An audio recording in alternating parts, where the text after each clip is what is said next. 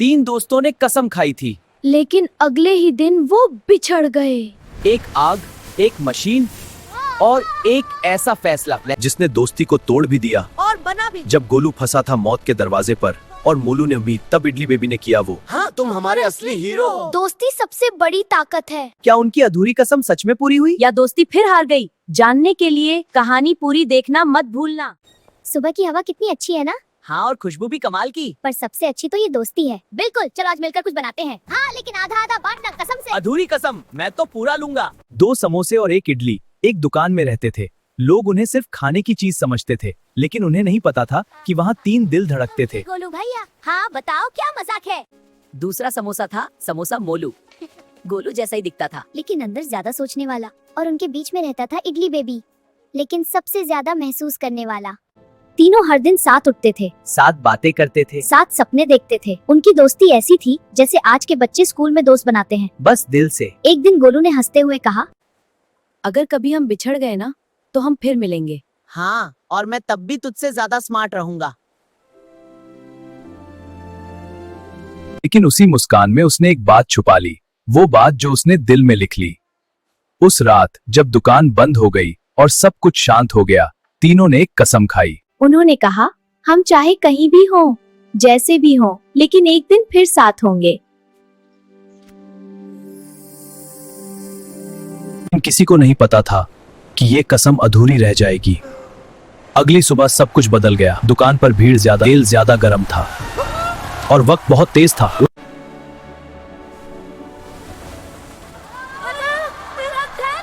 बचाओ, निकालो हमें। गोलू मोलू कहाँ गए? मदद करो।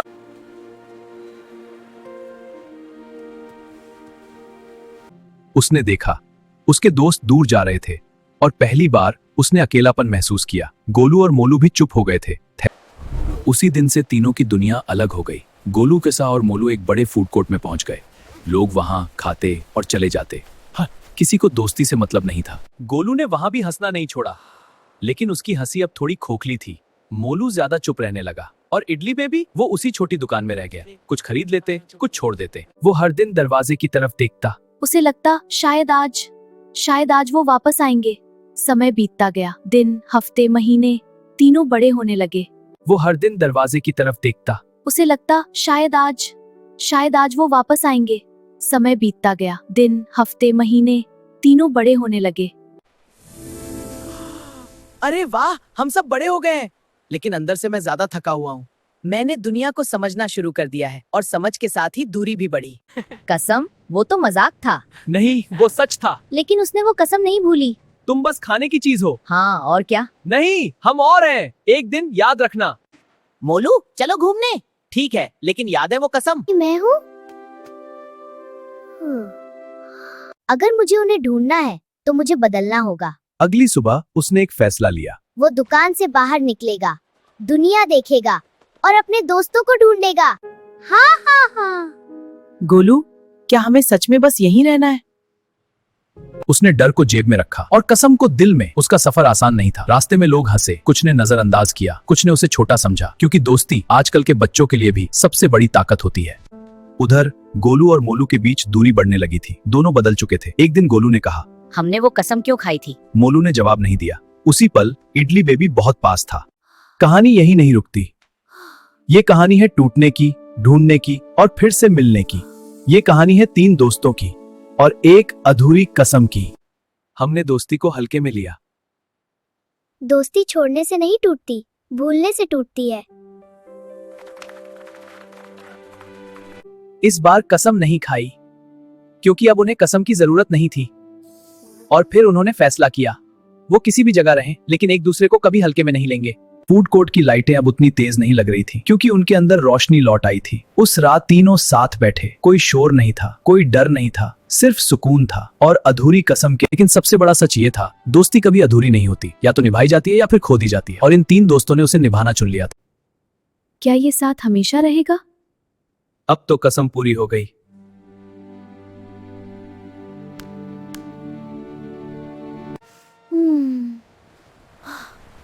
कल से नई मशीन आएगी, सब कुछ ऑटोमेटिक होगा, पुरानी चीजें हटेंगी। पुरानी चीजें।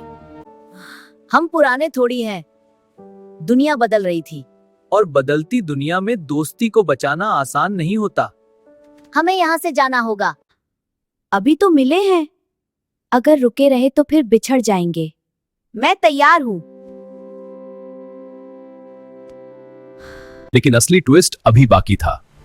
अगले दिन सुबह फूड कोर्ट में अफरा तफरी मच गई। नई मशीन लग रही थी, स्टाफ जल्दी में था और उसी भाग दौड़ में मोलू को अलग ट्रे में रख दिया गया।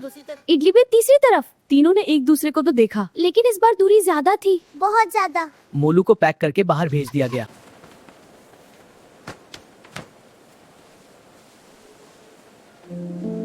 मोलू को पैक करके बाहर भेज दिया गया। गोलू अंदर रह गया। इडली बेबी गिर पड़ा और पहली बार कसम फिर अधूरी हो गई। मोलू खुद को एक नए शहर में पाया। एक बड़ी सुपरमार्केट, चमकदार लेकिन दिल से खाली।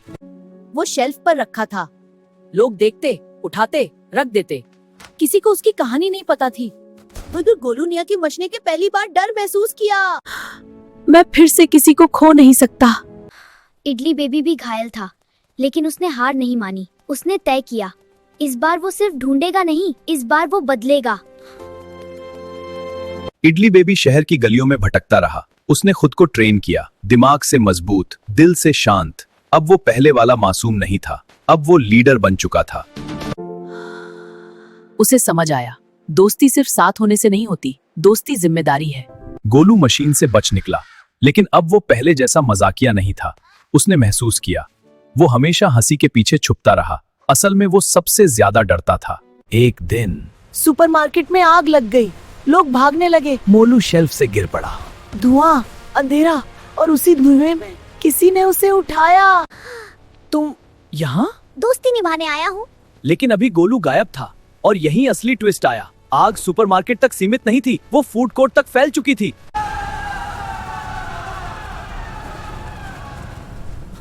इस बार मैं नहीं बचूंगा। नहीं गोलू। हम 3 हैं और 3 हमेशा साथ निकलते हैं। भागो! जल्दी! पीछे मत देखो। सब ठीक है, हम बाहर आ चुके। हाँ, लेकिन वो आग। मैं डरता था, इसलिए हंसता था।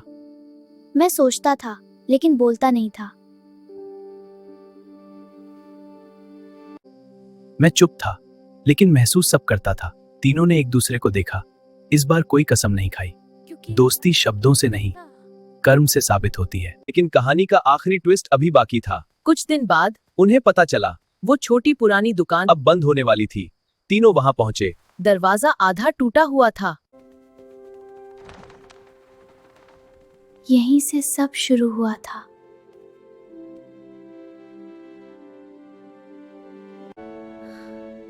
उन्हें समझ आया, कसम कभी अधूरी नहीं थी, वो सिर्फ अधूरी समझ थी। दोस्ती को बचाने के लिए कभी कभी बिछड़ना भी पड़ता है। तीनों ने फैसला किया, वो नई जगह शुरू करेंगे साथ। जहां कोई मशीन नहीं होगी, कोई दूरी नहीं होगी, सिर्फ दोस्ती होगी। और यही भरोसा इस कहानी का सबसे बड़ा ट्विस्ट था, क्योंकि असली अधूरी कसम दोस्ती नहीं थी, अधूरी थी उनकी समझ, जो अब पूरी हो चुकी थी।